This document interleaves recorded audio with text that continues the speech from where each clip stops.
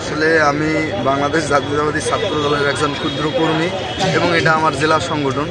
আমার জেলার যে দায়িত্বশীল নেতৃবৃন্দ খুব সুন্দরভাবে গোছালোভাবে সাধারণ শিক্ষার্থীদের, শুধু লালমনিরহাট জেলার জন্যই নয়, যত শিক্ষার্থী আছে সবার জন্যে তাদের সামর্থ্য অনুযায়ী, মানে আমরা আমাদের সামর্থ্য অনুযায়ী আমার জেলা সংগঠনের পক্ষ থেকে কাজ করছি। এই আজকে ব্যবসায় শিক্ষা অনুষদের যে ভর্তি পরীক্ষা অনুষ্ঠিত হচ্ছে, সেটা হচ্ছে শিক্ষার্থীদের বিভিন্ন ধরনের সহায়তা দিচ্ছি আমরা। তাদের লোকেশন থেকে শুরু করে তাদের ফোন, ব্যাগ, মানে যারা যেগুলো নিয়ে আসলে পরীক্ষা হলে যাওয়া যায় না, সেগুলো আমরা এখানে একদম দায়িত্বশীল ভূমিকা পালন করছি, তাদের এগুলো রাখতেছি, এতটুকুই আর কি।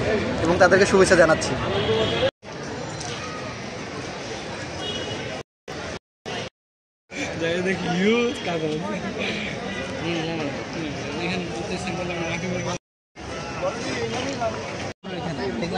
আমি তো 14টা বলতে ভাই কি পেশা যাইতেছে কলম। ভাই আপনার বাড়ি কই? রংপুরে বাড়ি কই?